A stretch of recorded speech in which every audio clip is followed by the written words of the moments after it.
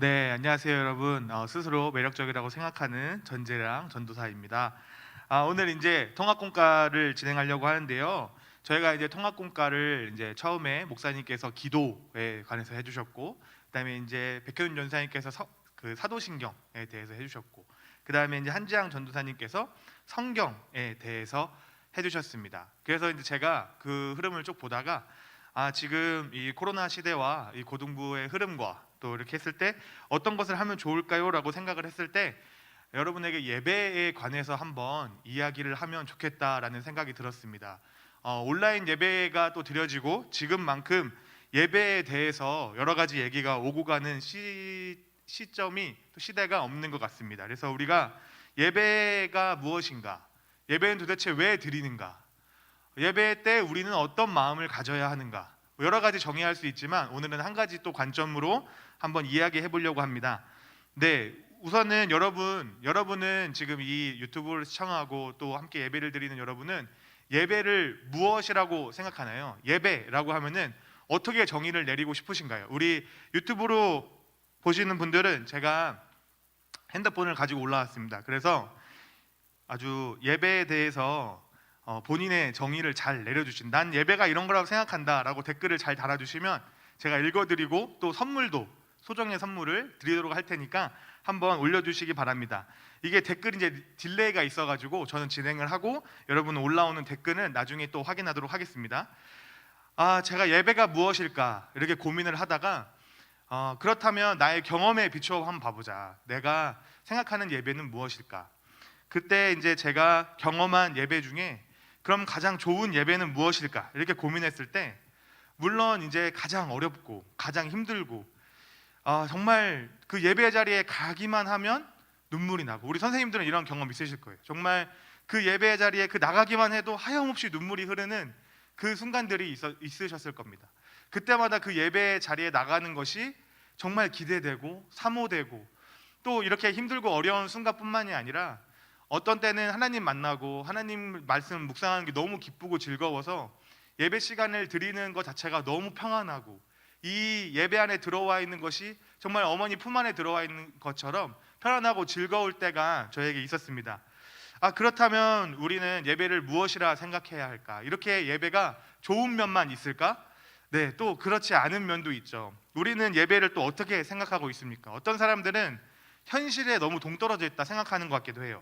그리고 너무 특이하고 또 지루하다라는 생각을 하기도 하는 것 같습니다. 이 통합공과 여러분 또 지루할 수 있는데 빨리 짧게 핵심으로 끝내도록 하겠습니다. 어쨌든 심지어 어떤 사람은 너무 비효율적이다, 이 시대가 얼마나 빠르고 할 게 얼마나 많은데 그 황금 같은 일요일 아침, 주일 아침에 나와서 그 몇 시간을 예배를 드리는 것이 얼마나 비효율적이고 아까운 일인가라고 생각하고 이야기하는 친구들도 있습니다. 또 어머니 손에 또 아버지 손에 어쩔 수 없이 이 자리에 앉아서 예배를 드리는 친구들도 있죠.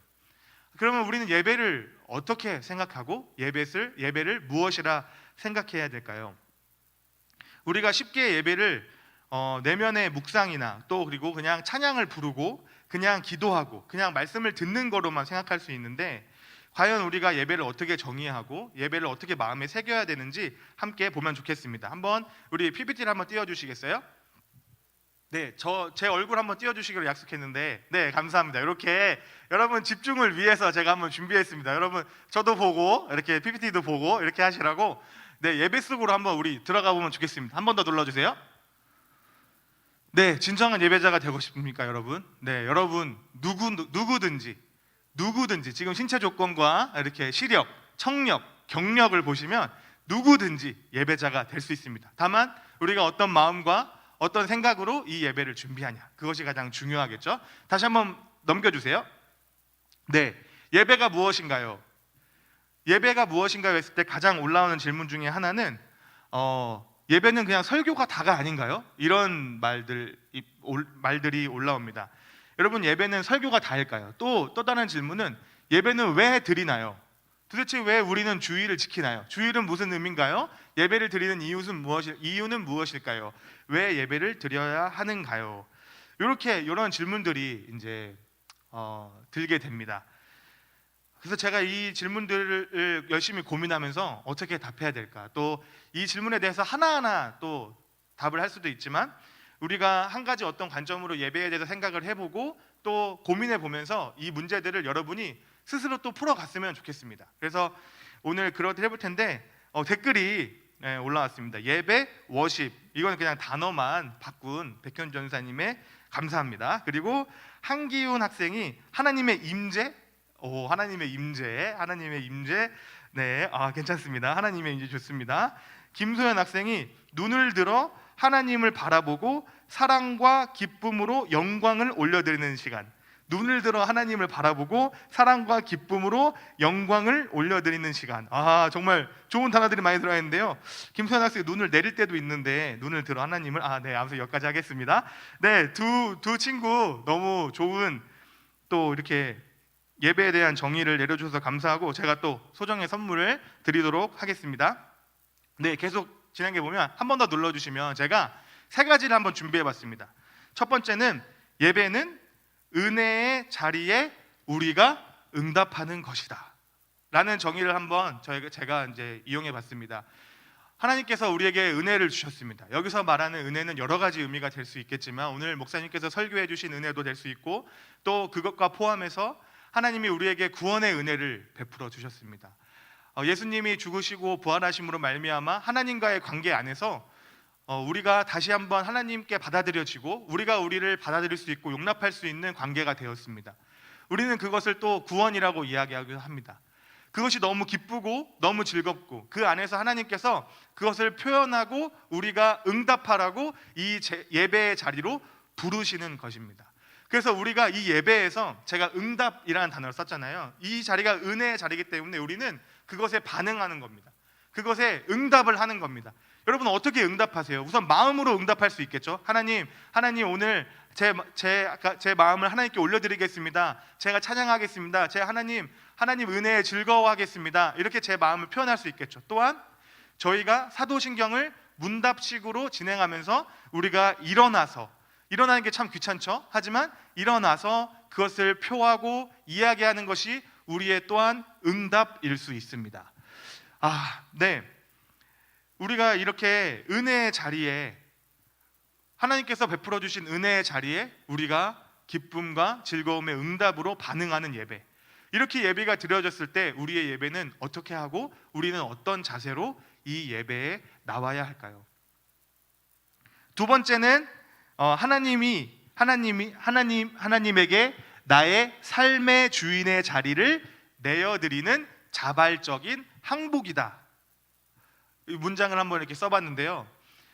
나의 삶의 주인의 자리에, 우리가 저번에 이제 수련회 주제가 Who is King? 왕은 누구인가였습니다. 나의 삶의 자리에 왕이 누구인가? 나의 삶의 자리에 주인의 자리를 이제 동안 나였다면 하나님께 내어드리는 자발적인 항복을 선언하는 것입니다. 자발적이라는 단어를 쓴 이유는 여러분의 행동과 여러분의 응답과 여러분의 어떤 자발적인 그 마음들이 있어야 합니다. 하나님은 인격적이셔서 여러분의 마음을 억지로 여시는 분이 아니고 여러분을 막 혼내시는 분도 아니고 여러분이 원하지 않는 길을 막 걸어가게 하라고 그냥 억지로 밀어붙이시는 분도 아닙니다. 여러분의 자발적인 참여와 자발적인 항복을 사랑과 은혜로 기다려주시는 분입니다. 우리는 거기서 응답을 하는 것입니다. 예배는 이런 것입니다. 그래서 우리가 내 삶의 자리의 주인에 하나님을 올려드리는 자리이기 때문에 이 자리가 귀한 것입니다. 여러분 생각해 보세요. 이 자리밖에 하나님께 나의 주인의 자리를 올려드리는 자리가 없습니다. 그래서 우리가 이 예배에 들어옴과 끝은 굉장히 중요합니다. 예배가 시작됐다는 것은 이제 하나님의 자리에 나왔다는 것, 하나님을 내 삶의 주인으로 모시지 못했던 그 삶에서 그 삶을 끊어내고 그 삶 안에서 반복됐던 죄와 그 세상에 살았던 여러 가지 거짓말과 여러 가지 현실적이지 않는 말들로 쌓여 있었던 우리의 마음을 끊어내고 그 삶의 자리 안에서 끊을 수 없었던 그것들을 끊어내고 이 분리된 공간 안에서 하나님께 오로지 내 마음을 집중하고 내 마음을 드리는 시간을 갖는 것입니다. 그러면서 나의 삶의 주인이, 나의 물질의 주인이 하나님인 것을 고백하는 것입니다. 우리가 이런 마음으로 예배를 드린다면 어떤 생각과 어떤 마음을 가져야 할까요? 그렇기 때문에 예배를 잘 드리고 나면 나의 삶의 주인이 하나님인 것을 깊게 깨닫고, 나의 삶의 주인이 예수님인 것을 깊게 깨닫고 다시 나아가는 것입니다. 예배를 잘 드리면 어떤 사상과 어떤 생각과 어떤 행동 촉구, 어떤 방법이 남는 것이 아니라 하나님이, 예수님이 내 삶의 주인이라는 것을 깊게 느끼고 나오는 것입니다. 이제 마지막 정의를 한번 보면 이제 내 예배는 현실로 나아가는 것입니다. 이제 제가 오늘 여러분께 또 한 가지 말씀드리고 싶은 하나의 그런 문장인데요. 제가 왜 이 문장을 생각했냐면, 현실로 나아간다. 우리는 흔히 이렇게 얘기합니다. 우리는 예배드리러 간다. 나는 현실에 있고 예배드리러 간다. 이렇게 이야기합니다. 하지만 여러분, 우리가 기독교인으로서 가져야 할 현실은 이 예배의 자리에서 보여주시는 하나님의 세계입니까? 아니면 우리가 살고 있는 그 현실의 세계입니까? 우리가 정말 현실로 받아들이고 그것을 살기 위해서 노력해야 될 것은 여기서 선포되는 그 말씀의 삶입니까? 아니면 우리가 살아가는 그 삶의 자리입니까? 제가 어떤 이야기를 하고 싶냐면, 이 자리에서 선포되는 그 말씀이 오히려 더욱더 우리 기독교인에게는 현실이라는 것입니다. 그래서 밖에 나갔을 때 그 현실을 방해하고, 나는 사랑받는 사람이고 나를 끊임없이 지지해주는 하나님이 내 안에 계시는 그 십자가를 통하여서 나를 바라보는 그 관점을 절대로 바라볼 수 없게 하는 그 세상의 많은 것들을 우리는 해치우며 살아가는 것입니다. 경쟁 사회에서, 내가 뒤처지는 그 외모에 대해서 끊임없이 비교되는 이 사회에서, 빨리빨리 하라고 하는 이 사회에서 우리는 진짜 우리가 추구해야 되는 삶을 이곳에서 바라보게 되는 것입니다. 그래서 오히려 예배 자리에 나오는 것은 내가 정말 알아야 하고 내가 정말 이 마음속으로 깊게 새겨야 할 현실로 나오는 것입니다. 그래서 우리는 예배를 드리고 힘을 얻어서 현실로 나아간다는 그런 마인드보다 내가 진짜 살아가야 할 그 방향과 내 삶의 주인이 하나님이 됐을 때 그 현실을 제대로 알기 위해서 이곳에 와서 예배를 드리는 것입니다. 네, 이제 마지막 PPT 한번 더 보여주세요. 네, 그렇다면 이제 마지막 질문이 나왔습니다. 온라인 예배는 예배인가요? 예배 순서는 의미가 있네. 예배 순서는 다음 주에 제가 준비하기 위해서 글씨도 약간 작게 돼 있죠. 다음 주는 예배 순서와 예배 공간에 대해서 한번 이야기를 해보려고 합니다. 우선 이제 마지막으로 온라인 예배는 그럼 예배인가요? 제가 이제 말씀드린 그 세 가지 정의로 한번 생각해 보셨으면 좋겠습니다. 물론 온라인 예배도 예배입니다. 그래서 우리가 온라인 예배를 이렇게 드리고 있죠. 근데 제가 말한 이 세 가지 요소가 잘 드러날 수 있는지 고민해야 합니다. 여러분이 지금 유튜브 앞에서 예배를 드릴 때 정말 내가 교회를 나오지 않으면 끊을 수 없었던 그 많은 죄들과 그 많은 나쁜 습관들과 정말 부모님과의 관계 안에서 이 예배에 왔을 때는 그 모든 것들이 없어지잖아요. 이 공간에 왔을 때. 근데 여러분이 지금 드리는 그 공간에서는 항상 여러분이 힘들어하고 어려워하고 절망했던 그 자리에서 거의 대부분 예배를 드리기 때문에 하나님의 그 임재가 온전하게 임할 수 있는 공간의 분리가 되는가? 또 우리가 그만큼 하나님께 집중하면서 나의 삶의 자리를 정말 하나님께 내어드리는 시간으로 가질 수 있는 집중도와 참여도가 있는가를 심각하게 고민해 봐야 됩니다. 그래서 여러분이 온라인 예배를 드릴 때 그런 요소들을 고민하고 생각해야 됩니다. 그냥 시간 돼서 유튜브를 틀고 유튜브를 보는 게 아니에요. 그냥 여러분 동영상 보듯이 누워서 이렇게 보면서 떨어뜨리면 얼굴 맞고 그렇게 예배를 드리는 것이 아닙니다. 제가 이야기한 이 세 개의 예배의 정의를 생각해 보면서 내가 이 유튜브 예배, 온라인 예배를 어떻게 드려야 될까 한번 고민해 보면 좋겠습니다. 제가 버스를 타고 찬양을 들은 적이 있습니다. 찬양을 들으면서 너무 찬양이 은혜로워서 그 자리에서 막 무릎을 꿇고 싶은 거예요. 막 이미 눈물은 막 나고. 여러분, 이것도 예배일까요? 이 세 가지 정의로 보면 저는 이것도 예배라고 생각합니다. 온라인 예배는 우리가 조심해야 될 부분도 있지만 장점도 있습니다. 매 순간마다 우리가 그렇게 고백하고 이야기하는 삶의 자리에 그때 그 순간 그 시간마다 예배자로 살기 위한 그 노력을 해낼 수 있는 여러분을 향한 도전입니다. 언제나 예배 드릴 수 있습니다. 언제나 말씀을 볼 수 있습니다. 거꾸로 여러분이 언제나 예배자로 살 수 있습니다. 하나님께 언제든지 단절된 공간 안에서 또 내가 올려지는 공간 안에서 제가 말씀드린 것처럼 버스라는 그 사람이 많은 공간 안에서도 하나님께 드려지는 그 마음과 그 정성으로 그 자세로 그 마음으로 예배가 드려질 수 있다고 여러분에게 고민해 보라고 말하고 싶습니다. 여러분 이제 마무리를 지려고 합니다. 예배는 무엇인가? 제가 막 이렇게 얘기를 했는데 오늘 제가 제시한 이 세 가지 주제 안에서 다시 한번 여러분을 돌아보시길 바랍니다. 그리고 나눌 수 있다면 다른 사람과 나누기를 원합니다. 나의 예배는 이랬던 것 같아. 이 세 가지 정의로 생각해 보니까 나의 예배는 어떤 부분이 부족했던 것 같아. 혹은 나는 이 세 가지 정의로 보니 예배를 잘 드리고 있었던 것 같아. 혹은 유튜브 생방송으로 예배를 드리는 것이 이런 것들이 부족했던 것 같아.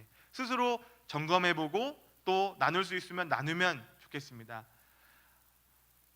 네, 여러분, 우리는 한 번도 겪어보지 않는 코로나19 시대를 살고 있습니다. 여러분, 오히려 이 시대가 두렵고 한 번도 경험하지 못한 미지의 세계일 수 있지만 여러분, 오히려 삶의 자리에서 예수님을 붙잡고 굳건하게 설 수 있는 예배자의 자리로 훈련시키는 때일 때도 있습니다.